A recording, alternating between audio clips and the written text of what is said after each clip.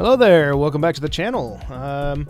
As you can see from the title today, I am going to talk about the whether it was worth it or not moving to Japan for the Nintendo Switch. So pros and cons, as we see for the US. There is obviously a bunch of the tariff stuff going around, as well as possible, maybe not possible. I mean, it's kind of going back and forth whether there's going to be a delay on the release date for the Nintendo Switch 2, and also, as we all know, the massive price increase on both the Switch 2 console and the games for the console. The other thing that we typically face a lot in the US, and I not only say the US just because that's obviously where I'm from, I'm not entirely sure the scenarios of other countries, but we personally face a lot of like scalpers, people who try to buy up all the stock and then resell it at a much higher price, and it gets annoying. So it's still hard. It gets very hard to buy things as it is. It's already difficult, whereas the scalpers cause even more of an issue. I mean, we are it's already a very expensive for the console and the games, and then you get these scalpers who, people who actually want the console.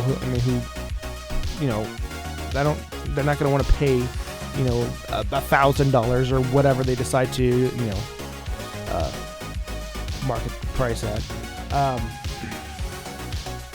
Now, in regards to Japan, their release date, it is also June 5th. June 5th, both on pretty much around the world is supposed to be the release date. There are a few things to note if you are planning on pre-ordering the Nintendo Switch 2.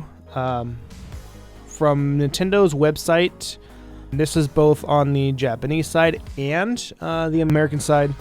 You have to have 50 hours of playtime on your account in regards to on the Switch, because this is one way of them trying to combat scalping in a way. And they say, hey, you know what, if you have 50 hours of playtime, then hopefully you're a legit customer. So along with the 50 hours of playtime, Nintendo also requires you to have an online Switch membership for a minimum of 12 months.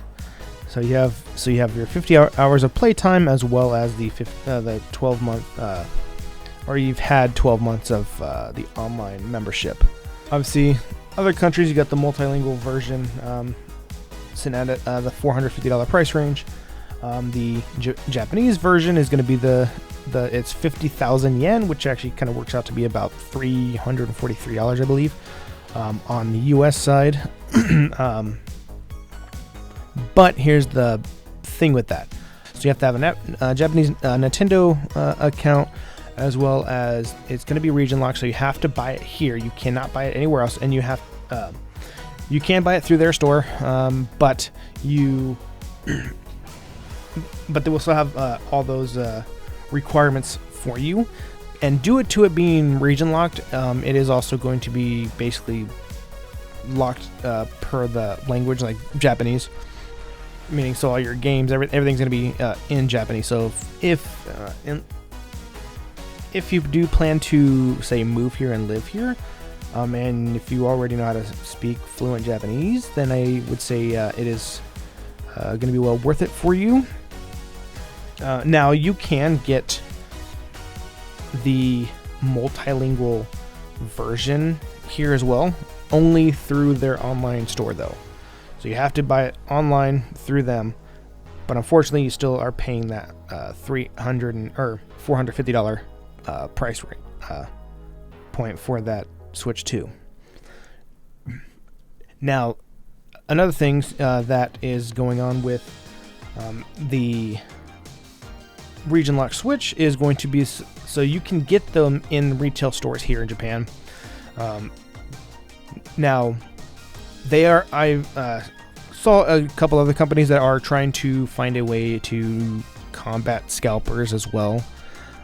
One company's called, I think it's Nojima, and they actually went to Twitter and actually asked people, hey, what should we do in order to combat scalpers?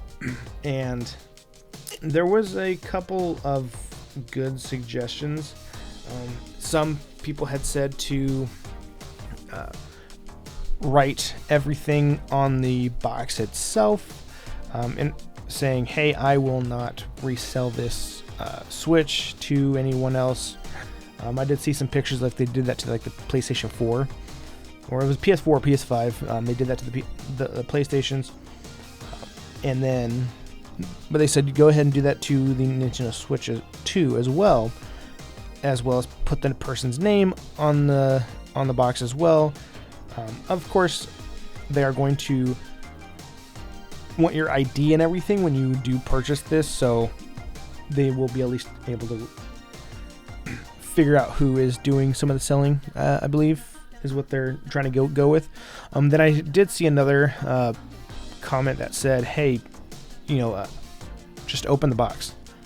Basically, open the package, open everything within the box, because then it makes it really, really hard to, it loses its resale value, because it's already open and whatnot. I did see one comment that said that's a good idea, but also to have someone put their name on the Switch itself somewhere. So I'm definitely interested in seeing what they do with that. I do like the fact that Japan has a harsher way, I guess, to of trying to limit scalping. I know we do have some of that in America, like, they're trying to get into that in some areas, but I mean, I've already looked at a couple places and already out of stock. The scalpers have already gotten a hold of most of the product anyways, because they know people still, no matter how much people are complaining about the price, they're gonna buy it. It's not because, I mean, it's been however long, since we've had a new console for the Nintendo side, and new games for it and whatnot. So people are still gonna buy it, no matter how many people are complaining about the pricing and all that stuff. They're gonna buy it. Now, in regards to, the title of the video, was it worth moving to Japan for the Nintendo Switch? Well, I would say if that's your sole reason for moving to Japan, then no. If you didn't move here for anything else about Japan, no. In my opinion, it's not worth it. Because, first off, not going to work when you move back. You can't sell these overseas anyways, because they're, again, region locked. It is strictly will be here in Japan, and obviously, again, with the needing the Japanese Nintendo account, it'd be a lot of loopholes you'd have to go to trying to get this device to begin with. On top of that, due to it being region locked, it would be basically language locked to Japanese. So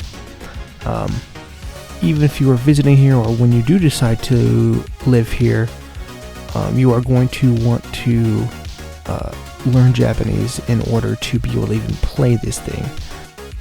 But yeah, that pretty much summed up everything.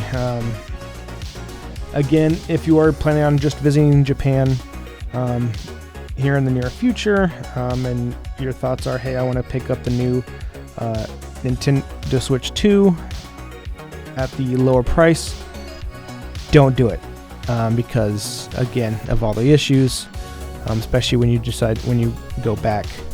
But if you are going to move here and you're fully invested and want to go and do Japanese and all that other stuff, then yeah, by all means, go ahead and do that. That would definitely benefit you if that is your end goal. But again, my fluency in Japanese is extremely terrible right now, and I think it would just be easier for me to go the multilingual route and then turn the Japanese on later on when I do get more fluent. But that's everything I have on this topic. You got anything else for me? Any suggestions for videos or whatnot? Or any questions at all? How it is here in Japan, or gaming and whatnot? Just leave a comment down below and I will get back to you on that. Other than that, I'll see you guys later.